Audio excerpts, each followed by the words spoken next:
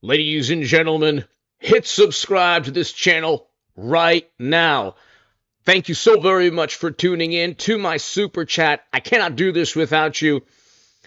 Your super chat support is greatly, greatly appreciated. Now, excuse me, Trump has been vindicated, exonerated, acquitted, at least in the court of public opinion, by papers and a list that came out today and yesterday from a linked directly to a Democratic donor.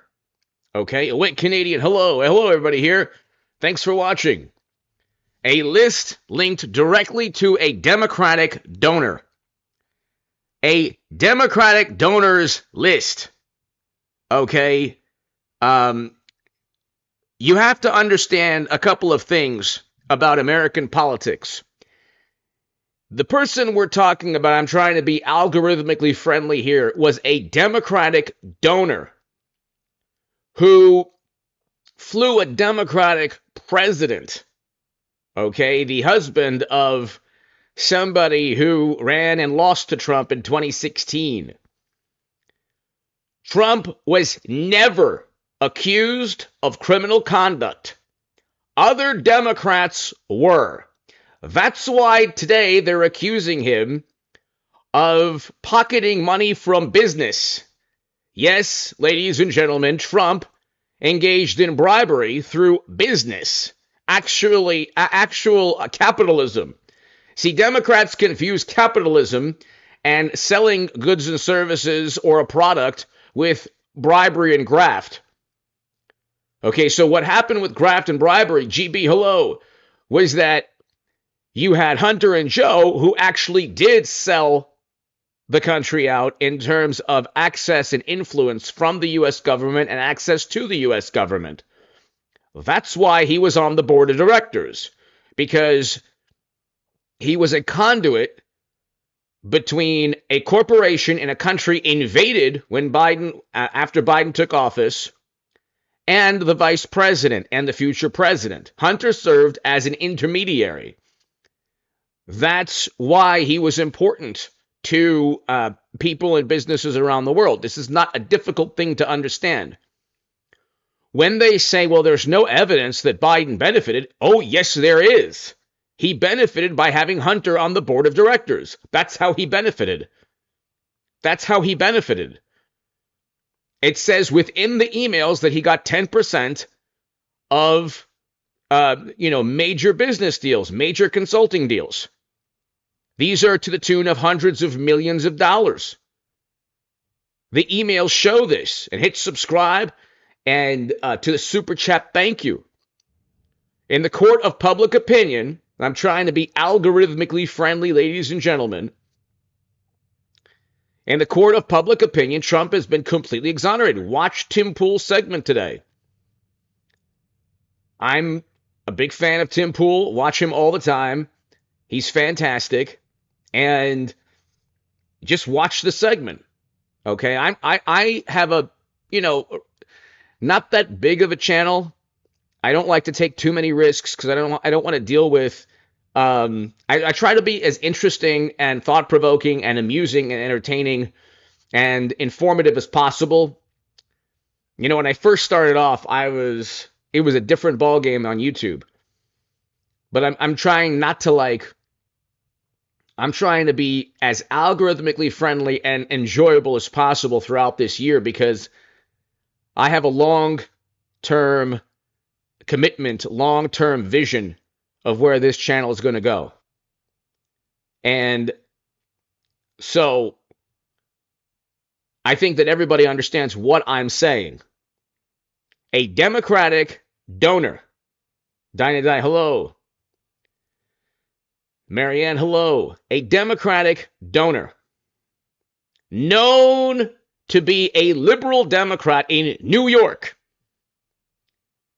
engaged in horrendous, heinous, terrible, atrocious criminal conduct, where he facilitated possible criminal conduct with numerous Democratic politicians. Did he know Trump? Yes. But that's like saying, there are producers in Hollywood that every major celebrity that despises Trump have known. That doesn't mean that if you know somebody that you've committed the same types of crimes. Okay, Trump did not commit the crime. We know this. You can watch the Tim Pool segment today.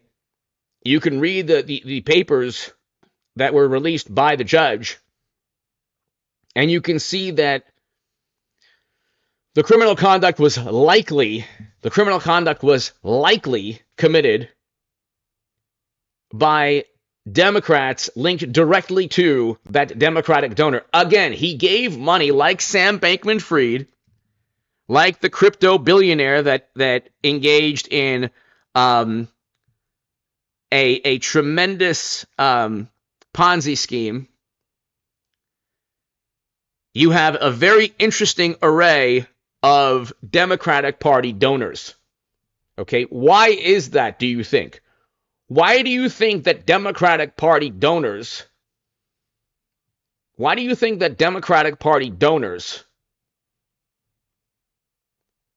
continually show up in the news as having committed terrible, terrible, atrocious criminal activity? In the past couple of years, there were one or two major Democratic donors that actually sent to prison. Actually, no, at least since 2019, there have been, I believe, about 3 or 4 either sent to prison, like this Democratic donor we're talking about, or indicted, or part of some scandal. So they're going after Trump. And again, if he was in any way, shape, or form linked to major criminal activity from this Democratic donor, you would have heard it. You wouldn't hear that other countries tried to influence Trump by going to his hotels. Okay, that's not how bribery and graft work. Bribery and graft and paying off somebody is pretty much how Democrats do it. They have a speaking engagement or they have a book deal. That's honest graft. So they can get away with that. That's called networking. But being on the board of directors of a company, actually having emails where people are thanking you for introducing you to Joe Biden, flying on Air Force Two, and doing deals around the world because you were related to the vice president. That is bribery and graft, or what Tammany Hall used to call honest graft. Okay? That is very different, very, very, very different from Trump, who had no criminal conduct linked to the Democratic donor in the news from New York.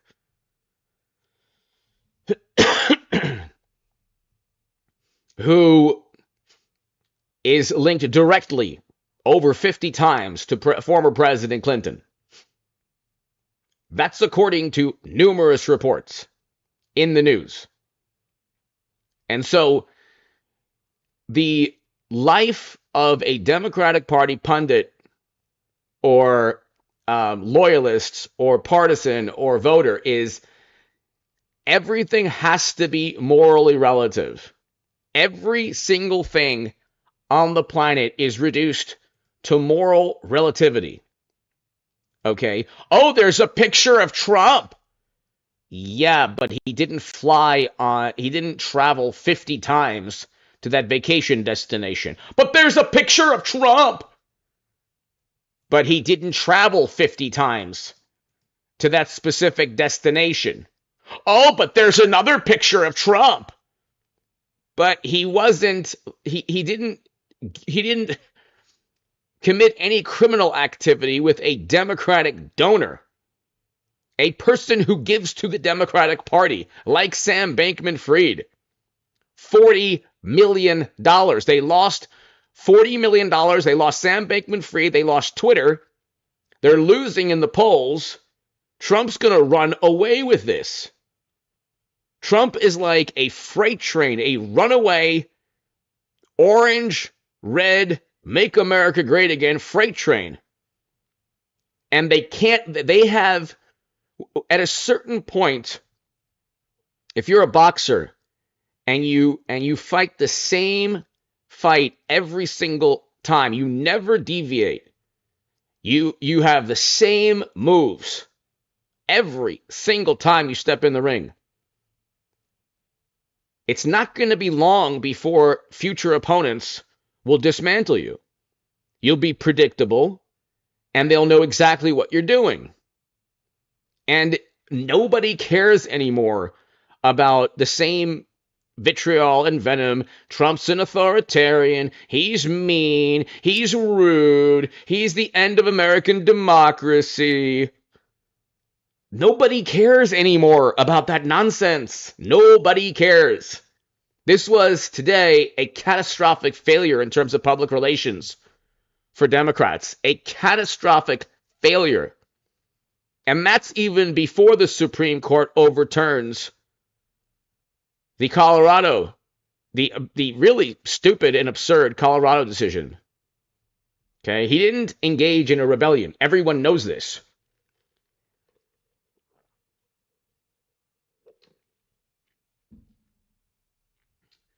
Everything is moral relativity. By the way, I will have a live stream at 11 p.m. this evening. 11 p.m. this evening, everybody. Be here for the live stream at 11 p.m. Eastern this evening. But you look, ladies and gentlemen, and it's like there has never been a politician as clean as Donald Trump, as pristine as Donald Trump. He has had endless investigations, never been to prison or jail. He has been indicted with 91 criminal counts, 91 criminal charges, none of which will land him in prison or jail. Not because he's a former president, by the way. Because he didn't do the things he was accused of doing. Now, you could have easily indicted Madam Secretary. That's a criminal act to own top secret intel on servers. It's not possible. Robert, hello. It's not possible. It's not possible to to transfer top secret intel onto servers. It's obvious bribery if someone close to you is on the board of directors of a giant corporation in a country that eventually gets invaded. And the emails say, how can you use your influence on the company's behalf? There's literally emails asking for Joe's influence. And then they say, well, gee, did Biden benefit? It's like, well, there's emails asking, what more do you want? What do you want? Like a contract signed in bodily fluids saying, we are going to pay the Bidens and then we are going to get something in return. Signed, people who are engaged in criminal activity, graft, bribery, and other fraud. That's not, what more do you want? You have a laptop full of incriminating evidence. What more? And you have business, and you have consulting and business arrangements that are predicated upon.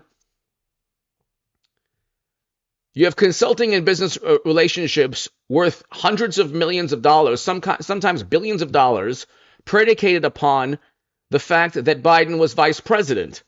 And then they say, well, gee, there's no evidence. Like, well, where was the evidence with Trump, aside from people saying it took place? When they impeached Trump the first time, there was not one shred of direct evidence. There wasn't even circumstantial evidence. He withheld for a moment, like a split-second military armament, and then gave it to that country. And the country's president said, yeah, Trump never withheld anything. He never pressured anyone. And then they said, well, he pressured because he wanted to interfere in the presidential contest. Then they end up indicting Trump under 91 criminal counts. But they weren't. And these are Democrats doing this, by the way. These are Democrats doing this, by the way. Then you have today Jack Smith. This is really interesting.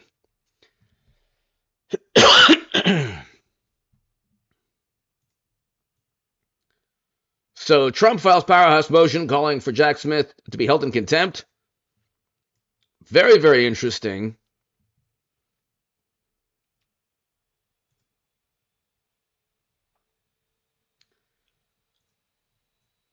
Trump pushes to hold Jack Smith in contempt, block further filing in January case.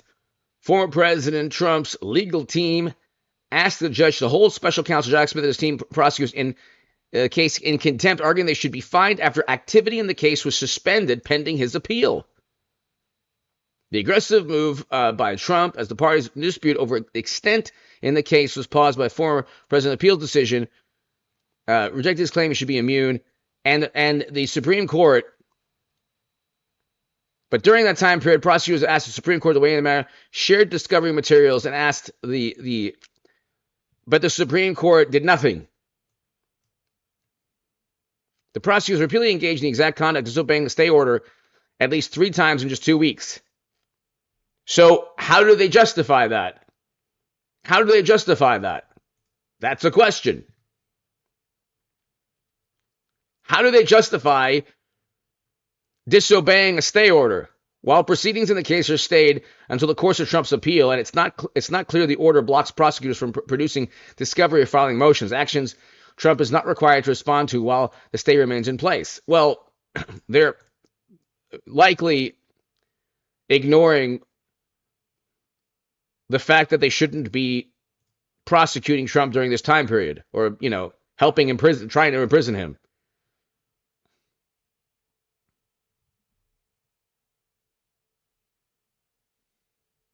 So this is huge. This is huge. Okay. Also, these convictions, let's say he gets convicted. He'll likely get convicted. Okay. Not because he committed a crime, because it's DC. And there's a defamation suit against Trump every 2 seconds in New York. Trump will never, unless it's the state Supreme Court, in Tammany Hall, there's no way any jury is going to ever not convict Trump in New York. But the convictions won't stick. That's the thing. That's the thing.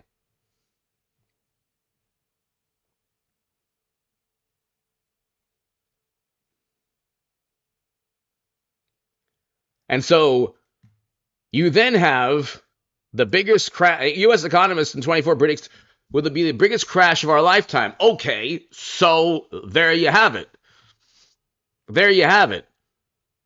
And what have I been telling you, ladies and gentlemen? And I'm going to start. I am going to be published very soon talking about my view on the upcoming stock market crash. Unfortunately, I hope there isn't one, but I think there will be one. And I wrote in 21 in the Federalist. I might be published in a different publication, a finance business, economy publication that revolves around that publishes those types of articles. But since 2009, this has been 100% artificial, unprecedented money printing and deficits, $27 trillion over 15 years to be exact. It's off the charts, 100% artificial, which means we're in a precarious state. I think 2024 is going to be the biggest single crash in our lifetime.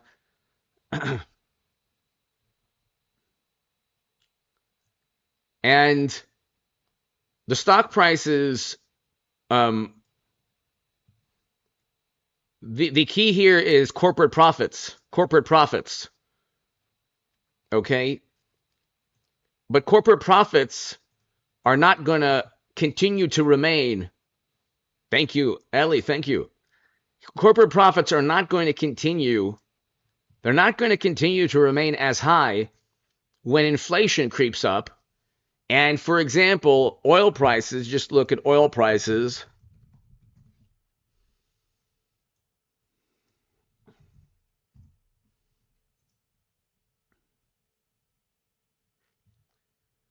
Okay, oil prices are at around 72 and $77 for WTI and Brent. Okay, they're $72 now. Okay, for gas prices that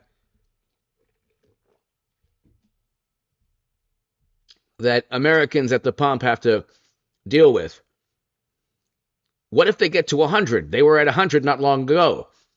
What happens to the economy, ladies and gentlemen? What happens when you get to $100 per barrel oil? Okay, do you think that 7 to 8% interest rates with $100 per, if you can you imagine if you heard this 10 years ago, we would have $100 per barrel oil? Barnes, hello. Bookham Dano, hello. Great show. Da, da, da, da, da, da, da, da, da, da. Hawaii Five-0 was a great, great show. But what happens when oil prices go up? Okay, so um,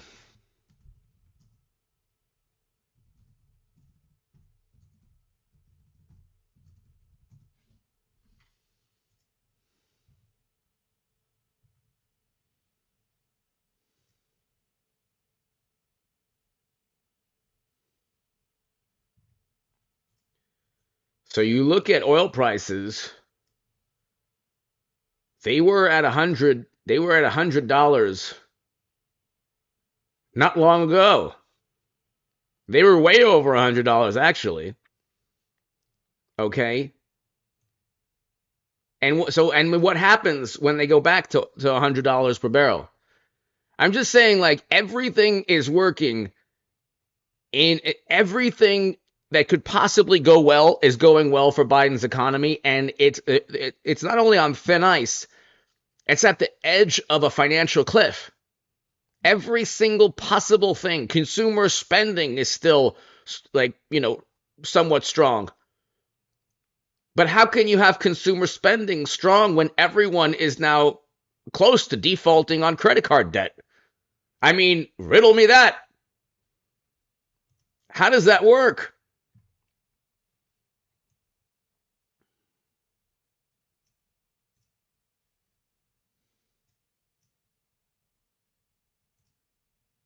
So here you have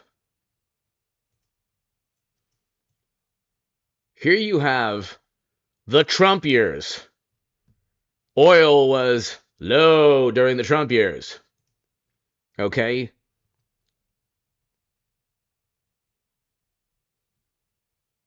In fact, um, it got to 60 something dollars per barrel. 2022, we reach $100 a barrel. So how does that work? Food will go up, exactly. Figglesnorp! T-Duck, one of the greatest names in this channel's history. One of the great names, Figglesnorp. Thank you. Thank you so very, very much.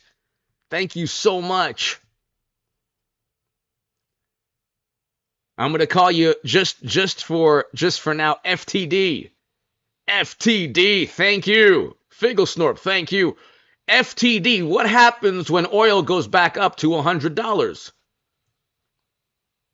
What happens when oil goes back up to $100? And well, I mean, do you lower interest rates? You tell me. Do you lower interest? Wait, if you lower interest rates, then inflation goes back up. But we still have inflation up for food and rent. So, let me ask everybody, FTP, thank you, FTD, thank you. To my super chat, I cannot do this without you, ladies and gentlemen. Let me ask you this, Figglesnorp, everyone here, because I have a very, very knowledgeable base of viewers, and I'm blessed, and I thank God. Does the Fed lower or raise um, interest rates after a crash?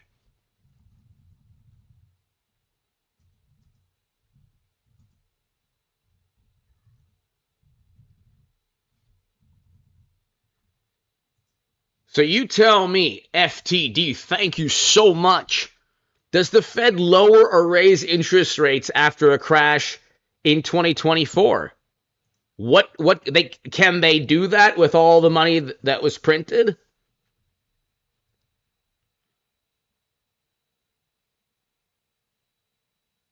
Let me know in the poll. Oh, I should have put yes or I should have put raise or lower. Okay, hold on. Let me go ahead and I'll redo this. Let me go ahead. I'll redo this.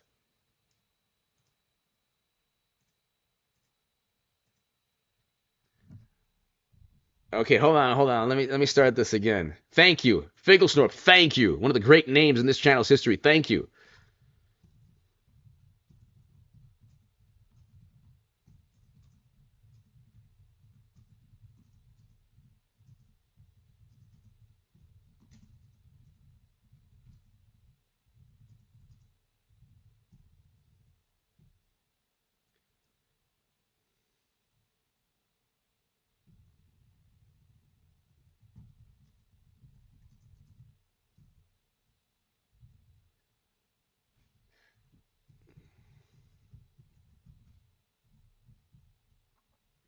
Okay, so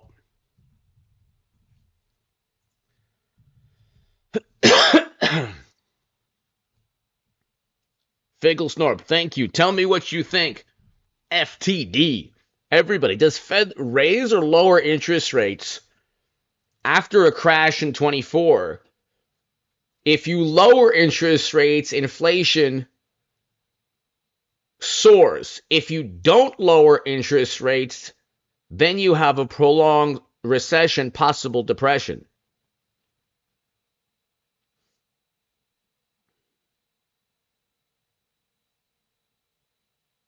So what happens? What happens? If you printed 16 to 20 trillion dollars out of thin air, can you then, can you then add fiscal and monetary stimulus? Can you engage in quantitative easing? If you've already done so to the point where inflation went through the roof, what happens?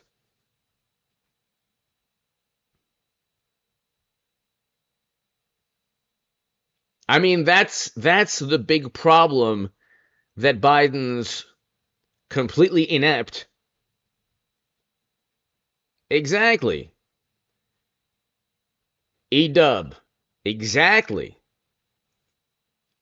We will go into hyperinflation when they lower, but if they don't lower and if they don't bail out banks, let's say, then we have a bank crisis. Then we have a banking crisis.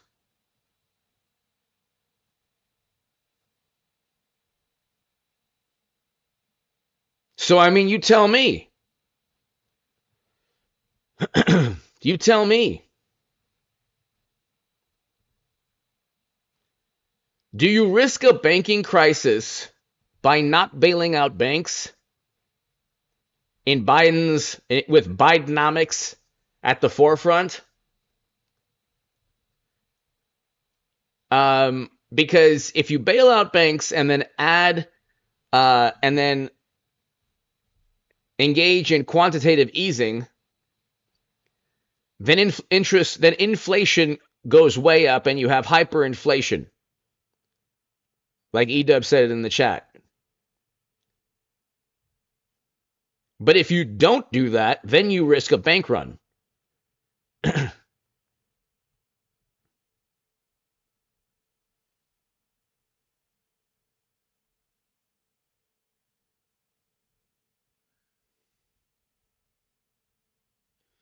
So I just, I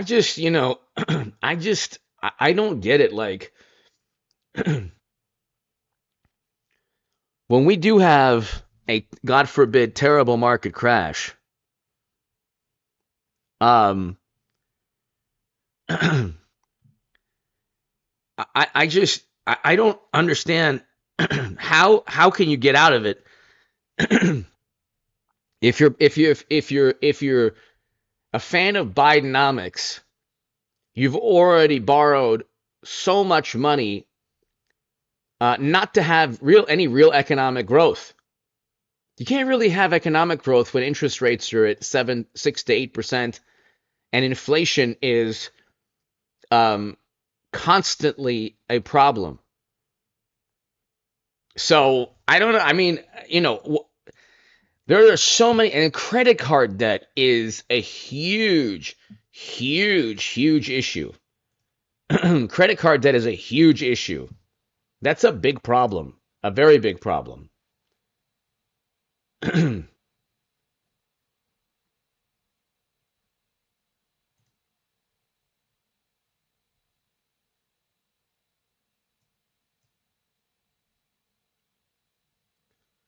Kamashwari Kate, thank you. I would appreciate if you talked about Man in Fancy Pants and Trump more often. Kamashwari Kate, thank you so very, very much, Madam Fancy Pants. Well, Mr. Fancy Pants, the husband of Madam Fancy Pants, there's some things going on there. SQ, hello. No PhD, hello. Kamashwari Kate, hello. I'm going to try every single day, Figgle, Snorp, and Kamashwari, and everyone here, to do at least two live streams. I'll have a live stream at 11 p.m. this evening. Because what happens is I get lazy when things really heat up and my uploads go to 20 or 40,000 views or 50,000 views or more. Then I get lazy and I say, the uploads are doing well. I'll do a live stream, in a couple of days or whatever. Like the past year has been very slow on the channel. I just think the past year, 2023, was the last year that Democrats had a true foothold in American politics. I think that after this year, after this year, you're going to see Trump not only dominate American politics, but dominate in a way he didn't before. Meaning, there won't be this hysteria around Trump. And I do think, I can't see them going with Biden. I still think that Madam Fancy Pants is going to come back. I still think Clinton will come back. And every single left-leaning pundit will. Thank you, Kamashwari Kate. Thank you again. Figgle Snorp, thank you. To my super chat, I cannot do this without you, ladies and gentlemen. And in the super chat also, I mean, if you have anything, politics related, or even society, or music, sports, whatever, let me know if you want a question or comment in the super chat, and we'll talk about it. But Kamashwari Kate, thank you. So I mean, basically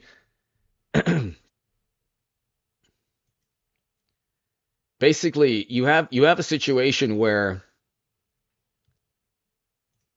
if they go with anyone aside from Hillary Clinton, they will lose miserably. I actually think Hillary Clinton is the only chance they really have to actually make it close, only because of the infrastructure. Only because of the infrastructure. And only because you have millions upon millions upon millions of people who still regret, who still, mourn the the loss in 2016. Christine! Christine Chong, thank you so very much, Christine. So wonderful of you. Thank you. And Happy New Year to you again. Thank you. Thank you, Christine. Thank you so very, very much, Christine. Greatly appreciated. Thank you. I think that Democrats have a problem. Nobody trusts media anymore, and the average person, the average American, is too skeptical. We've never had a greater distrust in recent memory. In recent memory, we haven't had a greater distrust of government and media. Okay, most Americans do not trust media, and a growing number of Americans do not trust. They just simply don't trust anymore narrative that comes from the government. Okay, so, and it's because we've been lied to as a country so many times. I mean, you can only lie so often before, and if you cry wolf, at a certain point, people are not going to believe you anymore. So you can, Fazendu John! Hello, HA. Greetings from Glasgow, Scotland. Thank you! Long-term fan, I'd like to ask, what do you think of the frontrunners for Trump's VP pick, and who would be your preference?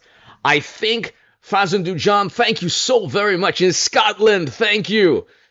Thank you so much. To my viewers in Scotland, Fazendu John, thank you again. I think that unfortunately, Nikki Haley is. I think that people are trying desperately to get Trump to pick Nikki Haley, and that would not be good for a number of reasons. I think they're desperate to get Nikki Haley, Trump's VP. I unfortunately think that Trump might unfortunately be willing to go that direction. Unfortunately, because I do think short term it'll help him. Short term it'll help him. It won't. I don't think it'll be a good choice for the country. I think also Nikki Haley is maybe a more trustworthy Pence, which is kind of like a Pinto car that runs very well. I don't know. He's maybe a more trustworthy Pence. She's maybe a more trustworthy type of Mike Pence. I would like Byron Donalds, Congressman. I would like, if not Byron Donalds, Vivek Ramaswamy. I don't agree with Vivek on everything, but almost most things. But I do think, unfortunately, Nikki Haley is probably the front runner because there are too many people. Fazendu John, thank you again. There are too many people who say, I would vote for Nikki Haley, not realizing that media, as a vice president, she could probably handle handle the media onslaught. I don't think that I don't think that she could handle the media onslaught if she were an actual nominee. And more trustworthy, exactly, Big John. He's like a more trustworthy Benedict Arnold. The donors do like Nikki Haley. The donors like her. Okay, so Trump might, exactly. Tucker Carlson would be great too. The one good thing about Nikki Haley, here's the only good thing. She would get Trump across the finish line. Okay, again, I am against never-ending military. I'm against sending Americans to military conflict. That's what I'm against. Not necessarily against funding allies. I'm against funding allies indefinitely for endless military conflict. Which gets me back to the criticism of the country I had my bar mitzvah in. People say, why? I find out throughout that region, they're funding to the tune of billions of dollars. America is funding countries to the tune of billions every year. We give Egypt also well over $1 billion every year. And other countries too. So it's like, and then there's only one ally in that region. So, anyway, he would probably be served a lot better. Trump would do a lot better if he picked Byron Donalds over Nikki Haley. Okay, Byron Donalds is excellent. Media can't get to him. Democrats can't. He's already had debates or clashes with the squad or with left-leaning Democrats. So, and he's very good at going up against left-leaning Democrats. Nikki Haley, not so much. I don't see. That's the thing. But Nikki Haley is very popular to the Never Trumpers. So, Fazan Dujan, thank you again. Thank you for watching in Scotland. Thank you.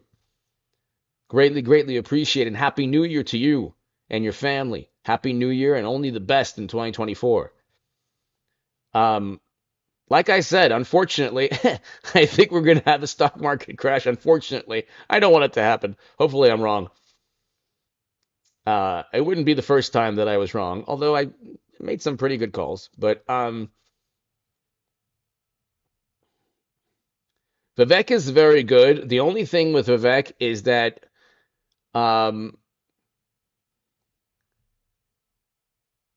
they might try to get him on the lack of political experience, but that's not a big deal. That's not much of a big deal. But he's very, very good too.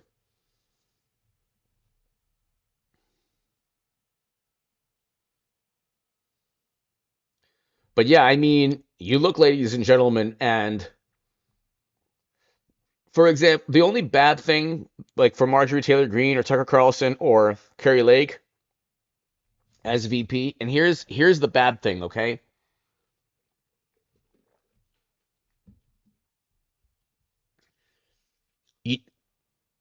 Democrats and media gain political momentum. They gain energy and electricity and political momentum with outrage. So you kind of want to stay away from a Carrie Lake or Marjorie Taylor Greene or even Tucker Carlson because the outrage meter would be through the roof and they gain political traction with that. Even though it's completely, the indignation routine, the fake and phony outrage is just completely fabricated out of thin air. Democrats, unfortunately, do get political momentum. You don't want... With Trump, they used to get political momentum all the time. All the time from... They used to get political momentum all the time from... indignation of Trump. I've had lifelong friends yell at me. Do you understand? Yell at me, not because I betrayed them, but because I voted for Trump or I support Trump. To be yelled at.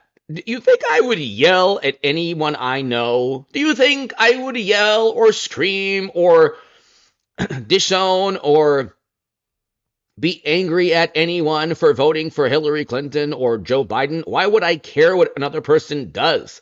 I'm not in like high school anymore. And even I didn't even care then. What, like, oh, you're like, it's like an 80s movie. I'm not in like a perpetual 80s movie. Like all the cool crowds voting for Biden, man. You can't vote for Trump, man. And eventually, I mean, Trump is going to be the cool, fashionable choice. You watch. Exactly, Robert, exactly. So I don't need to be like, if I do something bad to somebody, then that person could judge me, but not because I want to vote for Trump, who we had record low unemployment with. Are you kidding me? And the thing is like, they look at Trump. He's so corrupt. He's the least corrupt. He's the least corrupt president. Being accused by completely apoplectic liberal Democrats of everything under the sun doesn't mean you're corrupt. It means that you've defeated them and their scorn can be felt throughout the universe. That's what it means. Nicholas! Nicholas! Trump sure has to deal with a lot of nonsense, but the more he takes, the stronger. Exactly. Nicholas, Trump is the Obi-Wan Kenobi of politics. You got to let people know that I've coined that phrase. I just don't know if anyone is. Trump is the Obi-Wan Kenobi of politics.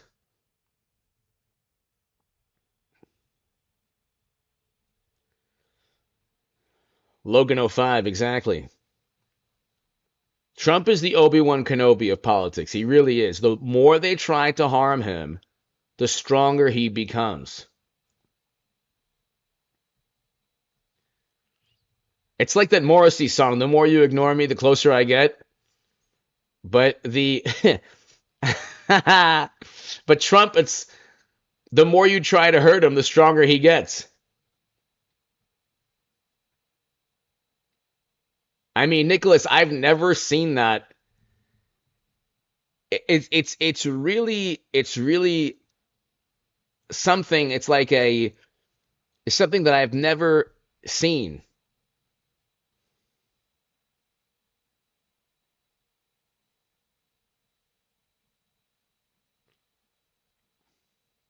The more they go after him, and also the interesting thing is they've run out of steam. There's no more there's no more the diminishing returns have resulted in people just ignoring the next outrage over Trump. Nobody cares anymore.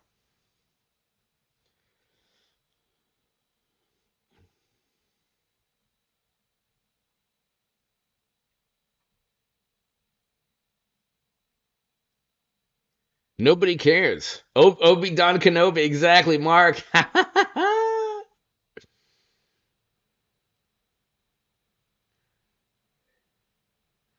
Obi Don Kenobi, exactly, exactly. That's so funny. That's so funny. Um, this is going to be such an awesome year, ladies and gentlemen. I haven't felt this kind of excitement since 2016, or late 2020. Every 4 years the channel does grow. I'm so like, I play it so safe. The channel grows like it's basically like, grows as fast as pouring molasses. But um, this is going to be a really wonderful year to see the cognitive dissonance.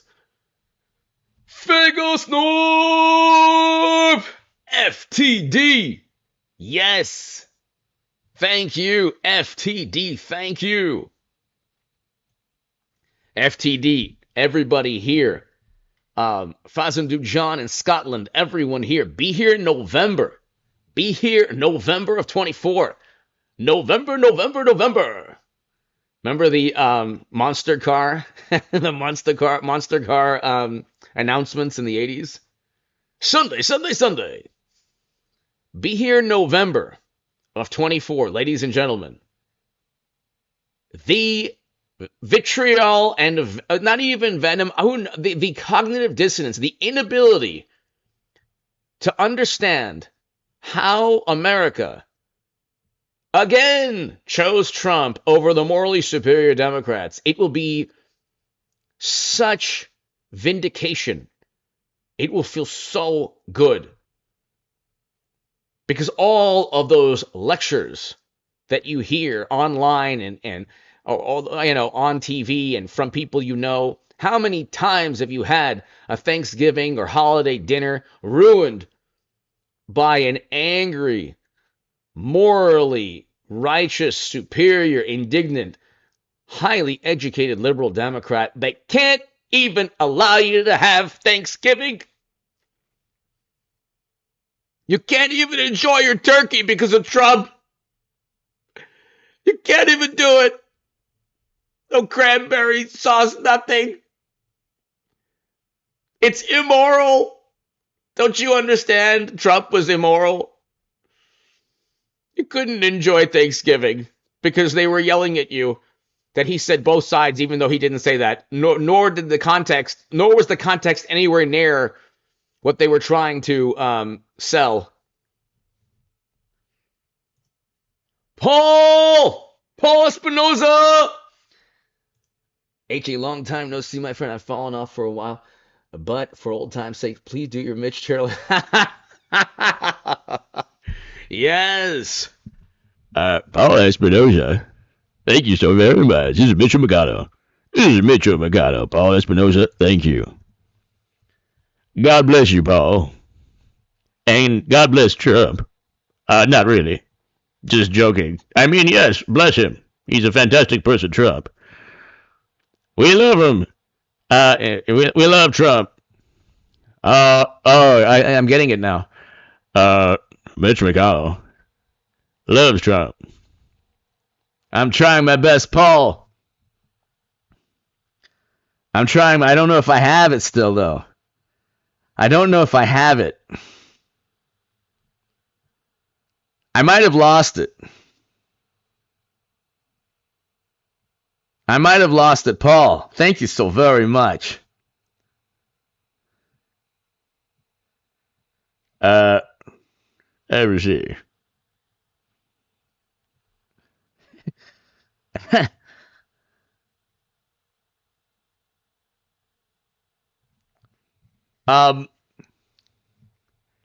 Thank you so very much, Paul. Greatly, greatly appreciated. Robert, thank you.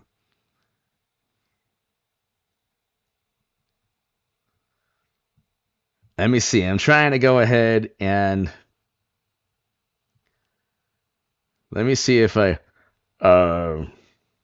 Mitch McConnell.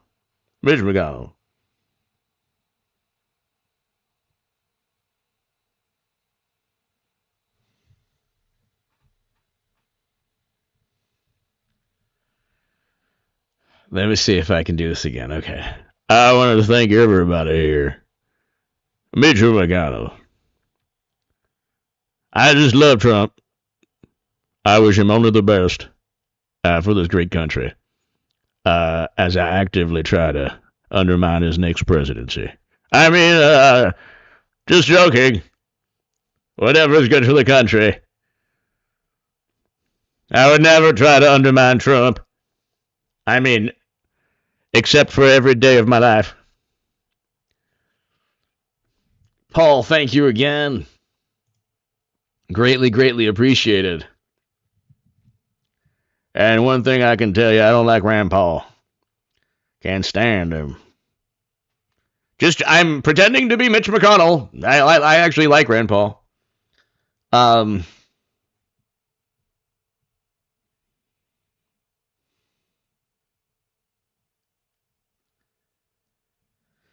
So,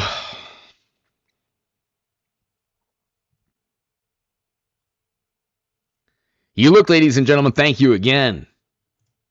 Paul Espinoza, thank you so very, very much. Greatly, greatly appreciated. I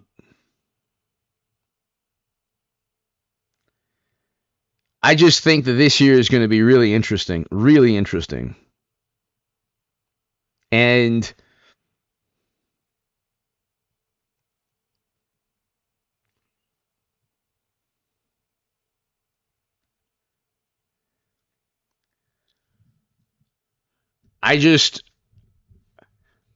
By the way, in 1955 senior year in Kentucky, I was voted most attractive. As you can see, the voting process was completely fair. I don't even know where I'm going with this. But Paul, thank you. Paul Espinoza, thank you so very, very much. I tried. It's been so long. Figglesnorp, thank you again. Thank you again. FTD, thank you. Paul Espinoza, thank you. Ladies and gentlemen, God bless you all. The momentum is here, people. The momentum is here. And what can I tell you other than I appreciate all your support. 6 Cent Soldier, hello. I appreciate all your support. To my super chat, thank you. FTD, everyone here. Paul, Fazendu John, everyone here. Nicholas, everyone here. Nicholas, thank you again. Thank you again. Christine, Kamashwari, Kate. Everybody, thank you so very much. Be here tonight at 11 p.m. Eastern. I will be back at 11 p.m. Eastern. God bless you all. Thank you.